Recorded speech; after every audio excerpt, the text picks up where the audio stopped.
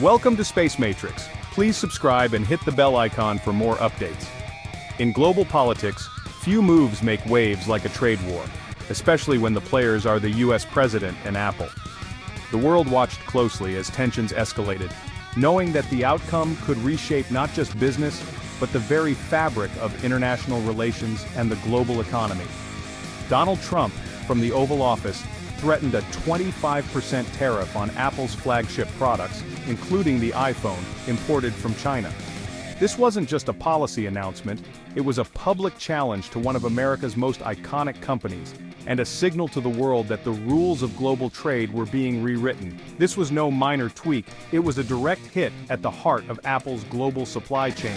Apple's intricate network, spanning continents and involving thousands of suppliers, suddenly faced a massive disruption. The threat of tariffs sent shockwaves through boardrooms and trading floors alike. The message was clear: build in America or pay the price. Trump's administration wanted to see factories humming on US soil, jobs returning to American workers, and a reversal of decades of offshoring. For Apple, with its razor-thin margins and complex manufacturing, this was a nightmare scenario. The company had spent years perfecting its supply chain for efficiency and cost, and now everything was at risk. Absorb the cost and lose billions, or pass it to consumers and risk losing market share. Every option carried enormous risks, not just for Apple's profits, but for its brand and customer loyalty. Trump's move was a bold play in his America First agenda, aiming to force companies like Apple to bring jobs home. It was a gamble that could redefine the relationship between government and the tech industry. Tim Cook, Apple's CEO, faced a defining challenge: balance political pressure with economic reality. He had to navigate not only the demands of the White House but also the expectations of shareholders, employees, and millions of loyal customers worldwide. How Cook responded would set the tone for corporate America's response to unpredictable political threats. Would Apple stand its ground or adapt to the new rules? The answer would ripple across industries and borders. The stage was set for a high-stakes showdown, one that would test the limits of power, strategy, and the future of global business. Before we go further, let's break down the weapon at the center of this drama, the tariff. It's a word you've probably heard tossed around in the news, especially when countries are in a trade dispute. But what does it actually mean, and why does it matter so much? A tariff is basically a tax on imported goods. Think of it as a fee that must be paid for products to cross a country's border. Whenever something is shipped from one country to another, the government can slap on this extra charge.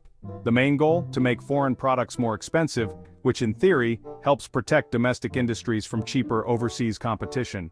Sometimes tariffs also help raise money for the government, adding to its revenue. For example, let's say a Chinese smartphone costs $800. If the US government imposes a 25% tariff, that phone now costs $1,000 in American stores. Suddenly, US-made phones that were more expensive before might seem like a better deal. But here's the catch: tariffs are a double-edged sword. While they can shield certain jobs and industries, they also have some serious downsides. For everyday people, tariffs almost always mean higher prices at the store.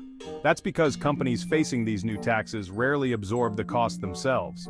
Take Apple, for instance.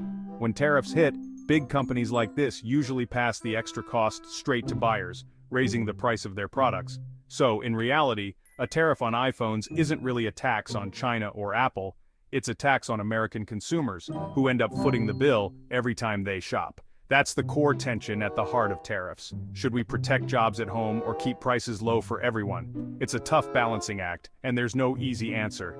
In the end, tariffs are as much about politics as they are about economics. Lawmakers debate them fiercely, weighing the interests of workers, businesses, and consumers. They're also a powerful tool in international negotiations, a way for countries to flex their muscles and try to get better deals. And in this case, with two economic giants facing off, the stakes couldn't be higher. The outcome could affect not just companies and workers, but millions of consumers around the world. Why did Trump zero in on Apple? Symbolism and strategy. Apple is the ultimate American brand, designed in California, but assembled in China. For Trump, getting Apple to manufacture in the US would be a headline victory, proof his policies worked. The iPhone, as a top US import from China, was the biggest lever he could pull. This wasn't just about Apple's economics. It was about sending a message to every company offshoring jobs. Trump's trade war with China made Apple the perfect target. And by personalizing the fight, publicly challenging Tim Cook, he turned it into a public spectacle. The pressure was on, and the world was watching. Tim Cook faced a dilemma: confront the president or find another way. Publicly fighting Trump risked backlash. Moving all manufacturing to the US was impossible. Cook chose quiet diplomacy, meeting Trump privately, explaining Apple's global supply chain, and emphasizing the American jobs Apple already created. He reframed the debate. Apple wasn't abandoning America, it was a global leader with deep US roots. Cook highlighted investments in US facilities and jobs, shifting the narrative from where products are assembled to where value is created. This approach de-escalated tensions and avoided making Apple a political enemy. Cook played the long game, building a relationship and seeking common ground. It was a masterclass in managing political risk. The Apple-Trump standoff sent shockwaves through the tech world, making headlines across the globe and dominating conversations in boardrooms and coffee shops alike. If Apple, the world's most valuable tech giant, could be threatened by sudden political moves, then no one was safe. Dell, HP, and countless ambitious startups all felt the tremors. Investors panicked. Apple's stock wobbled with every new tariff tweet, and the uncertainty sent ripples through the entire market. A 25% tariff could wipe out billions in profit, tank the stock, and force companies to rethink their entire business models overnight. Consumers braced for higher prices. An iPhone could jump by $150 overnight, making everyday tech suddenly feel out of reach for many. The backlash was real.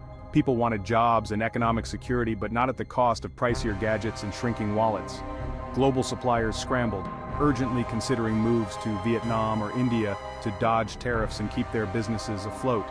The uncertainty disrupted supply chains built over decades, threatening to unravel years of careful planning and global cooperation. Even before any tariff hit, the mere threat was enough to cause chaos. Meetings ran late, deals stalled, and nerves frayed. The message was clear: no company, no matter how big or small, was immune from the unpredictable nature of political risk. The stakes were bigger than just Apple. The entire global tech ecosystem was suddenly on edge, facing a future more uncertain than ever before. After months of tension and uncertainty, a creative solution finally emerged. Tim Cook needed to give Trump a win, without upending Apple's business or risking its global supply chain. The answer was to assemble the new Mac Pro in Austin, Texas, right in the heart of America. It was a symbolic gesture, high-end, low-volume, and logistically feasible for Apple to manage. Apple could wave the Made in USA flag proudly, without moving iPhone production overseas. Trump toured the Texas factory, praised Apple's efforts, and granted tariff waivers on key components. The iPhone tariff threat faded away, much to Apple's relief. Both sides claimed victory, and the trade war with Apple ended quietly and smoothly. Sometimes a well-played compromise is truly the best deal of all. The Apple tariff saga offers key lessons for global business. Quiet, diplomatic engagement can diffuse even the most public political threats. Symbolic victories, like assembling the Mac Pro in Texas, can satisfy political demands without derailing business. The complexity of global supply chains means bringing jobs back isn't simple. Companies will diversify, but mass manufacturing won't return overnight. Tariffs create uncertainty, disrupt markets, and often hit consumers hardest. Future trade disputes may hinge on bespoke deals, not broad policies. In a politicized world, the winners will be those who can adapt, negotiate, and find creative solutions.